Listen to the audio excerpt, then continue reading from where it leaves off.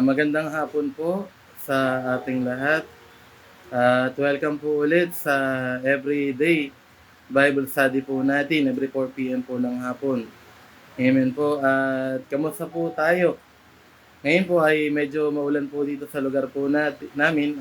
Nawa po tayong lahat ay nasa mabuting kalagayan. Pero yun po, proceed po tayo doon sa topic po natin ngayong linggo po na ito. Amen po. Kahapon po, isinare po ni Pastora Des ko yung Unlock Wisdom with Proverbs. Amen po. Yung isa doon sa mga topic na topic po natin ngayong week ay yung listen before you speak. Amen po, at napaliwanag po sa atin kung ano ba yung kahalagahan na dapat tayo munang matutong makinig. Amen po, bago tayo magsalita. At pangalawa po, yung choose friend wisely. Amen po. At alam niyo po, nung mga dati po, amen po, may mga topic tayo na, kumbaga, kung sino yung sinasamahan mo, yun din yung pwedeng maging halimbawa mo. Kumbaga, kung ano yung mga bagay na ginagawa ng kaibigan mo, ay maaaring yun din ang gawin mo. At ngayon po, proceed po tayo doon sa number 3. Amen po. Dito po sa number 3, ang sabi niya dito, unlock wisdom with Proverbs. Sa number 3 po, ang sabi niya, avoid the path of evil. Ulitin ko po, avoid the path of evil. At kung may mga Bible po tayo, makipagbukasan po tayo dito sa Proverbs chapter 4, verse 14 and 15. Yan, basahin ko na lang po dito sa Proverbs chapter 4, verse 14 and 15. Ang sabi niya po dito, sabi niya, huwag mong gagayahin ang ginawa ng mga taong masama, iwasan mo ito at patuloy kang mamuhay ng matuwid. Amen po. At kung mabalikan po natin dito na ano po ba yung sinasabi po ng Proverbs. Amen po. Kahapon, narinig po natin na ang sabi niya, ang Proverbs daw po ay about sa karunungan. O ito ay tinuturuan tayo kung paano tayo mamuhay na naayon sa naisin po ng Diyos at kung paano po tayo magtagumpay. At ang sabi niya dito, ang isa sa mga halimbawa, ibig sabihin daw po ng wisdom ay karunungan o kaalaman. Amen po. At kung maalala po natin na isa si Solomon sa mga sumulat ng Proverbs.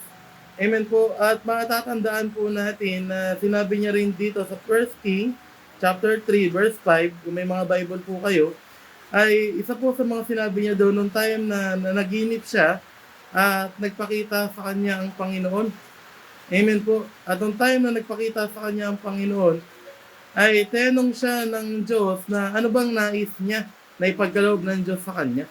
At alam niyo po isang bagay dito na hindi hiningi ni Solomon ay yung kayamanan, kundi ang hiningi po ni Hari Solomon ay yung knowledge or yung wisdom na sabi niya upang mapamahalaan niya yung mga bagay na ipinagkatiwala sa kanya. Amen po. Ang sabi niya, maging si Solomon ay humingi rin ng karunungan sa Diyos upang makita niya ang tama at mali. Dito po sa verse 14, ang sabi niya dito, sabi niya, huwag mong gagayahin ang ginagawa ng mga taong masama. Iwasan mo ito at patuloy kang mamuhay ng matuwid. Amen po. At alam po natin na habang ikaw, tayo bilang mga Kristiyano, ang sabi niya dito na hindi ka exempted doon sa mga bagay na pwede mangyari sa buhay mo. O hindi po tayo exempted na hindi natin makita yung mga temptation o yung mga pagkakasala po ng mundong to. Amen po. Alam niyo po, sabi nga po nung isang kanta, sabi niya doon, mapalad ang isang bulag dahil hindi niya nakikita yung kasalanan ng mundong to. Amen po. Sabi niya doon, mapalad ang isang bulag ay hindi niya nakikita ang kasalanan ng mundong to. Mapalad ang isang bingi dahil hindi niya naririnig yung kasalanan ng mundong to. Pero alam niyo po sa atin bilang mga mananampalataya na aware tayo na ang mundong to ay punong-puno po ng kasalanan. Amen po. At kahit tinanggap na natin ang Panginoon bilang Panginoon at tagapagligtas, nandoon na sabi nga di ako ba ng John 10:10 na parito, kaaway, upang pumatay, mangwasak at manira. Kumbaga, hindi tayo exempted doon sa mga pwedeng mangyari. Amen po, habang lumalapit ka sa Panginoon, dumarating at dumarating pa rin o dumadagdag yung maraming temptation o maraming pagkakasala. Amen po. At habang lumalapit ka sa Diyos, nandun na hindi mawawala na ikaw ay atakihin ng kaaway. Amen po. Kaya nga sabi niya po dito na doon sa number 3, sabi niya, avoid the path of evil. Amen po. Pag sinabi natin avoid, ito yung iwasan or talikuran. Amen po. Kumbaga, marami tayong pwedeng makita. Amen. Kumbaga, si Jesus nga, nung time na siya po yung nagbasing sa Matthew chapter 4, amen po, verse 1 hanggang verse 11, nakikita natin kung paano tinukso si Jesus ng napakaraming bagay. Pero alam niyo po, nakita natin kung paano tinalikuran ni Jesus yung mga mundong bagay upang makasunod doon sa kalooban po ng Diyos. At paano paraan ba na iwasan ni Jesus yung mga tuksong ito? Number 1 po dyan yung prayer. Amen po. Kumbaga, hindi pwede mawala sa isang Kristyano yung panalangin. Amen po. Hindi pwede mawala sa isang mananampalataya ang prayer. Bakit po? Kasi sabi niya, ang panalangin ang siyang mag-iiwas sa iyo mula doon sa kasalanan o mula doon sa kasamaan. Amen po. Ulitin ko po, huwag mong gagayahin ang ginawa ng mga taong masama. Amen po. Kumbaga, sabi niya doon, sa paano paraan mo may iwasan yung masamang gawain. Sabi niya, naalala po natin si Apostol Pablo, amen po. Kumbaga, lagi niyang sinasabi na lagi niyang chinecheck yung sarili niya na baka na yung tinuturo niya ay hindi niya na nai-apply. Ulitin ko po, lagi niyang chinecheck yung sarili niya na tama pa ba o nai-apply niya pa ba sarili niya yung mga bagay na naituturo po niya. Amen, kasi baka po, sabi niya doon, di ba po, kumbaga, sabi niya, maaring malakas ang mahina ang spirito, ngunit malakas ang laman o yung flesh. Yung naisin natin para sa mga mundong bagay ay hindi pwedeng madaig hindi pwedeng madaig ang spirito natin. Kaya nga po sabi niya, sa pamamagitan ng panalangin ay maaari mong maiwasan yung kasamaan na tinutukoy po dito. Amen po, ulitin ko po, sabi niya, unlock wisdom with proverbs. Sabi niya, avoid the path of evil. Sa pamamagitan ng mga bagay na to, ay may iwasan po natin yung alin po, yung makagawa tayo ng masama na sinasabi po ng Biblia. Ngayon, sabi niya dito, paano mo maiwasan ang daan sa kasamaan? Number 1, marunong dapat tayong magtanong sa Diyos ng direksyon. Amen po, ulitin ko po, marunong dapat tayong magtanong sa Diyos ng direksyon. Hindi po pwede na nagdadrive ka lang pero hindi mo alam kung ano yung patutunguhan mo.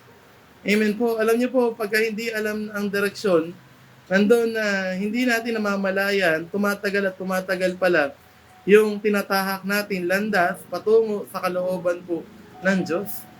Amen po. Alam niyo po, ngayon uso na po yung Waze, yung Google Map. Amen po.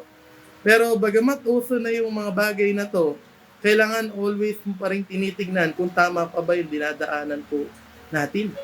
Amen po, kaya nga sabi niya po dito, dapat marunong tayong magtanong sa Diyos ng direksyon na, Lord, tama pa po ba itong nilalakaran ko? Lord, tama pa po ba itong tinatahak ko? Kasi kapag hindi na tayo marunong magtanong ng direksyon, kung nakabase na tayo sa sarili nating kaalaman, maaari po tayong magkamali. Amen po, kaya nga po sabi, isa sa mga sinabi po ng kawikaan, sabi niya, huwag tayong manahan sarili nating nalalaman. Amen po, hindi tayo pwedeng always nakadepende na alam ko na to, alam ko na yan, lagi ko na to pinupuntahan. Ulitin ko po, sabi niya dito, ang Diyos ang siyang makakapagturo sa iyo ng tamang direksyon patungo sa kanyang perpektong kalooban. Amen po, sabi niya, sa pamamagitan ng pagtatanong, maaari mong maiwasan ang kasamaan. Amen po. Yung maaari mong maiwasan yung mga bagay na masama na pwedeng mangyari po sa atin. Amen po. Kumbaga, sabi nga po ni Pastor Des kahapon na maging si Jesus ay nakisalamuha sa mga taong makasalanan. Pero never siyang nakisama doon sa kanila. Amen po. Sumama siya upang ipangalap yung pag-ibig ng Diyos, pero hindi niya kinonsinti yung kasamaan ng kinabibilangan niya. Kumbaga, nandun yung time na sumama siya upang maibahagi yung pag-ibig ng Panginoon at ipakita kung ano yung mga bagay na pwede nilang makuha kung sila ay tatalima sa Diyos. Amen po. Pangalawa, sabi niya, dapat marunong tayong sumunod. Amen po. Yes, nagtatanong tayo ng direksyon, pero hindi naman natin sinusunod yung direksyon na ibinibigay po sa atin. Amen po. Meron po ba dito may mga trust issue? Amen po. Kapag may trust issue ka, nandun na nagdadalawang isip ka kung maniniwala ka ba doon sa sinasabi niya or hindi. Amen po. Pero sabi niya dito, marunong tayong sumunod. Yan ang isa sa mga requirements ng Diyos upang maiwas tayo mula doon sa kasamaan. At sabi niya dito, isa sa mga example niya dito, yung lalaking mayaman. Alala po natin yung kwento po ng lalaking mayaman na ang sabi niya doon na ang lalaking mayaman nanghingi siya ng payo sa Diyos na, Panginoon, Guro, paano po ba ako magkakaroon ng buhay na walang hanggan?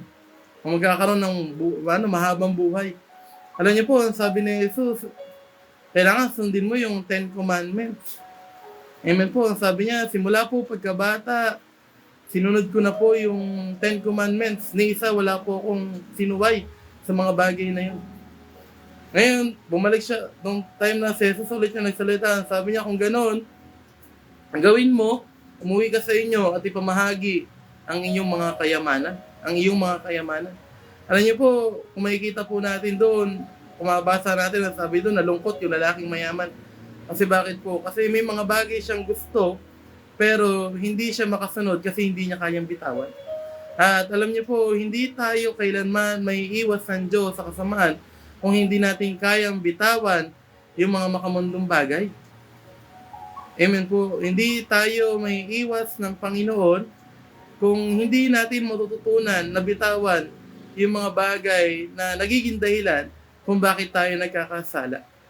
Amen po. Lahat po tayo, nung time na na-born again tayo, ay may mga bagay tayo na hirap bitawan. Amen po. Pero nung time na tayo ay nagkaroon ng relasyon sa Panginoon at nakita mo yung kabutihan ng Panginoon at nakita natin kung ano yung kayang gawin ng Diyos, andun na ibinitawan natin yung mga bagay na yan para sumunod sa Kanya. Amen po. Ngayon, bakit kaya hindi niya nagawang bitawan yung bagay na dapat na inuutos sa Kanya ng Diyos? Kasi bakit po? Kasi nandun yung panghihinayang, nandun yung sabi niya, nandun na kumbaga, ang laki ng kayamanan nung lalaking to Amen po. Pero sabi nga doon, di po, kung gusto mong sumunod sa Panginoon, at kung gusto natin na maiwasan yung mga bagay na nagiging dahilan ng pagkakasala o pagiging masama, ang sabi niya doon, kailangan natin bitawan yung mga bagay na yan. Sa verse 15 po, sabi niya, iwasan mo ito at patuloy kang mamuhay ng matuwid. Amen po. Sabi niya doon, paano tayo mamumuhay ng matuwid kung hindi natin kayang bitawan yung mga bagay na pinapabitaw sa atin ng Diyos. Amen po. Ulitin ko po, ang lalaking mayaman, bagamat gusto niya magkaroon ng buhay na walang hanggan, sabi niya doon, hindi niya rin kayang bitawan yung pagkatawag sa kanya ng mundong to. Amen po. Ngayon, sabi niya doon sa number 4 po. Ayan, sabi niya doon sa number 4, be slow to anger. Amen po. Sino ba dito yung mga magagalitin? Amen po. Siguro wala naman na po kasi tayo ay bunga na po ng fruit of the Holy Spirit. Amen po. Nandun na yung love, yung hope, yung peace, yung joy. Amen po. Dito sa Proverbs chapter 14, verse 29, basahin ko na lang din po ulit sa inyo. Sabi niya dito, ang mapagpasensya ay nagpapahiwatig ng karunungan. Sabi niya dito, ngunit ang madaling magalit ay nagpapakita ng kahangalan. Ulitin ko po, sabi niya, ang mapagpasensya ay nagpapahiwatig ng karunungan, ngunit ang madaling magalit ay nagpapakita ng kahangalan. Amen po. Sabi niya dito, dapat sa bawat isa po sa atin, Sabi niya nandun na dapat na hindi na tayo magagalitin. Amen po. Sabi niya, madaling magalit ay nagpapakita ng kahangalan. Kung maalala po natin, nung time na si Jesus po ay dadakpin na po. Amen po. Nandun na nagalit si Pedro, kaya tinanggahan niya yung tenga ni Malco. Amen po. Pero alam niyo po, ang sabi ni Jesus, kumbaga pinatago ni Jesus yung tabak na hawak ni Pedro. Kasi bakit po? Kasi alam ni Jesus na mali yung ginawa niya. Kasi bakit po? Kasi sabi niya doon, kumbaga, ito dapat yung maganap kasi ito yung kalooban ng Diyos. Amen po. Kumbaga, hindi natin nakikita yung kalooban ng Diyos kasi po ang nauuna sa atin ay yung galit o yung puot. Amen po. Kapag galit ka, nandun na hindi tayo nakakapag-isip ng maayos. Minsan, nakala natin na yung galit ay makakabuti, pero mismo ang Biblia ang nagsabi na ang galit ay hindi kailan makakabuti sa sitwasyon. Amen po. Ngayon, sa bawat isa po sa atin, sabi niya, dapat magkaroon tayo ng patience. Ano ba yung patience? Sabi niya, patience is ability to endure difficult or undesirable circumstances, delay or provocation without becoming upset or angry. Sabi niya, ang patience ay ability to endure. Amen po, dapat nandun na kaya mong tiisin yung provoke, yung mga pagpo-provoke sa'yo ng kaaway. Amen po, dapat kailangan natin ma-endure yung mga bagay na hindi natin inaasahan. Amen po, halimbawa may mga delay na nangyayari sa buhay po natin. May mga time na nagagalit ka kasi bakit ito na delay, bakit ito yung nangyari. Pero alam niyo po, kung papansinin po natin, delay, hindi ibig sabihin nun hindi ibig sabihin nun ay wala na. Kundi minsan, dinidelay ka ng Diyos para makamtan mo yung perfecto niyang kalooban. Amen po. Sabi niya, maraming bagay na pwedeng maging dahilan ng galit. Pero ang sabi niya ng Biblia, ang pagpapasensya ay magbibigay ng karunungan. Amen po. Mas makikita natin na yung pagbibigay ng pasensya ay makikita natin na mas mauunawaan natin yung mga bagay na ano ba yung naging dahilan kung bakit nangyari yung mga bagay na to. Amen po. Ano ba yung mga bagay na nangyari? Bakit nangyari yung mga bagay na to? Here sa Proverbs chapter 18 verse 21, basahin ko po sa inyo. Sabi niya po dito, ang salita ng tao'y makakapagligtas ng buhay o kaya ay makakamatay. Kaya nga mag-ingat sa pagsasalita sapagkat ang bunga nito ay aanihin mo. Amen po. Ulitin ko po. Sabi niya, ang salita ng tao ay makakapagligtas ng buhay o kaya ay makakamatay. Kaya mag-ingat sa pagsasalita sapagkat ang bunga nito ay aanihin mo. Amen po. Dapat nandoon na maging maingat tayo sa mga lumalabas sa bibig natin. Amen po. O pinag-aaralan po natin ay yung wisdom o yung karunungan na ibinibigay sa atin ng Diyos. Na ano ba yung mga pwedeng maibigay o ano ba yung mga pwede natin makuha kung susundin po natin yung mga bagay po na ito. Ulitin ko po, sabi niya, may mili ka sa dalawa na ang lalabas ba sa bibig mo ay pagpapala or sumpa. Amen po. Ano ba yung dapat na lumalabas sa bibig natin? Ang dapat ba lumalabas sa bibig mo ay pagpapala o sumpa? Amen po. Sabi niya, di ba po ba, kumbaga, maaaring ang salita mo ay makapagligtas ng buhay o kaya makamatay, kaya mag-ingat sa pagsalita sapagkat mga bunga nito ay aanihin mo. Amen po. Kaya nga po, pinag-aaralan po natin na sabi niya na dapat nandoon na tayo ay hindi maaaring madaling magalit. Kasi bakit po? Kasi nasa atin na yung bunga ng Espiritu. Amen po. Nasa atin na yung bunga ng pananampalataya o yung nandun na yung bunga ng Panginoon. Na sabi niya nandun na yung joy, yung peace, yung love, yung hope. Amen po. Dapat nakikita na po sa atin yung bilang mananampalataya. Kaya ulitin ko po, sabi niya sa Proverbs chapter 14 verse 29, sabi niya, ang mapagpasensya ay magpapahiwatig ng karunungan. Ngunit ang madaling magalit ay nagpapakita ng kahangalan. Amen po. At sa atin po, hindi tayo makakapagdesisyon ng tama kung tayo po ay puno ng galit. Hindi ka makakapag-decide ng maayos kung tayo po ay makakapagsalita o makakapaglabas ng sama ng loob. Amen po. At isang bagay po dito na ang sabi niya doon na bilang mga Kristiyano dapat nasa atin na ang Panginoon. At ang Panginoon, at sabi niya doon, tayo ay naumuhay, hindi na sa naisin natin, kundi naumuhay tayo sa kung ano yung kalooban ng Diyos sa buhay natin. Makikita natin kung ang Christian o ang isang lingkod ng Diyos ay sinasamahan ng Panginoon. Bakit po? Kasi nandun yung marami o mahabang pag-unawa niya doon sa mga bagay na dumarating. Amen po. At alam ko po na sa ating lahat, may mga kilala tayong Kristiyano na mahaba ang pasensya.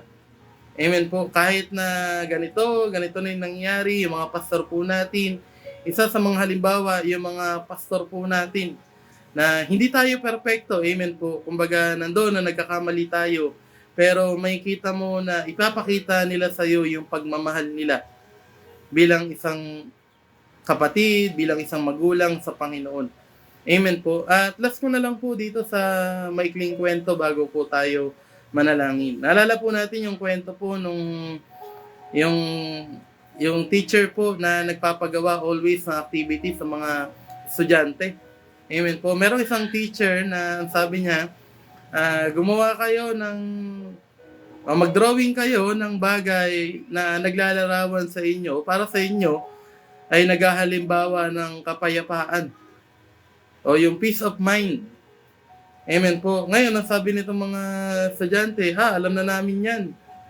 Ngayon, yung teacher po ay gumagawa o habang hinihintay niya yung mga estudyante, iniisip niya na kung ano yung mga drawing. Tumabot na po yung oras na kailangan po nilang ipasa yung papel nila. Nakita ng teacher na yung drawing ng mga bata ay bundok, dagat, magandang tanawin. Sabi nila, ito po yung naglalarawan sa amin ng kapayapaan. Ngayon, habang tinitignan po ng teacher, merong isang drawing na nakaagaw po ng pansin niya. Pagkatingin niya po ng drawing, magulo. May tumbang puno, wasak na bahay, bagyo, hindi magandang sitwasyon. Ngayon, ang sabi nitong teacher, tinawag niya yung estudyante, bakit naman ganito yung drawing mo? Bakit naman may tumbang puno, wasak na bahay, tapos merong isang ibon na umaawit? Ngayon, ang sabi po nitong isang estudyante, sabi niya, ma'am, kung makikita niyo po dyan sa kabila ng hindi magandang sitwasyon, meron pong isang ibon na umaawit. Sabi niya, iyan yung tao o yung isang tao na may Kristo sa kanyang puso. Kasi bakit daw po? Kasi sabi niya na ang tunay na may Kristo sa kanyang buhay ay hindi dedepende sa kung ano yung mga bagay na nangyayari sa paligid niya. At ang sabi niya doon, ang tunay na kapayapaan ay hindi matatagpuan sa mundong to. Kasi bakit po? Kasi makita na, pumunta ka ng bundok, pagbaba mo, magulo ulit. Pumunta ka ng dagat, pag uwi mo, maitim ka na. Pagpunta mo ng iba't lugar, pag uwi mo, may problema ka pa rin. Pero ang tao na may Kristo sa puso, sa kabila ng pangit na nangyari sa kanya, sa kabila ng makasalanan, yung mga bagay na nakapaligid sa kanya, ang sabi niya doon, patuloy siyang magpupuri sa kabutihan ng Panginoon sa buhay niya. At sa bawat isa po sa atin, nandoon na sa kabila ng hindi maganda, yung mga pwede mangyari po sa atin, habang tayo ay naglilingkod, dapat nandun po yung pananampalataya natin at hindi po kailanman mawala yung pagpupuri natin sa Panginoon. Amen po. Sabi niya sa number 3, avoid the path of evil. Number 4 po, be slow to anger. Magagawa natin yan kung hahayaan natin na manirahan ang Panginoon sa bawat puso po natin. At yun lang po. Salamat po sa time niyo po ngayong hapon pong ito. At nawa po tayong lahat ay pinagpala po ng Panginoon. Amen po. Sige po, yuko po tayo po yung manalangin. Panginoon, salamat sa hapong ito na kami, O Diyos, ay patuloy tinuturuan mo sa mga bagay na kailangan namin gawin. Lord, hayaan mo na patuloy na mangyari at maganap yung perpektong kalooban mo sa bawat isa. At hayaan mo, O Diyos, na patuloy namin makita yung naisin mo sa bawat buhay namin. Salamat, O Diyos, patuloy na pagpalain mo ang mga nakapakinig, O Diyos, sa hapong ito. Salamat, Panginoon, sa pangalan ng Panginoong Yesus. Amen. Ayan, salamat po sa time po ninyo and God bless po.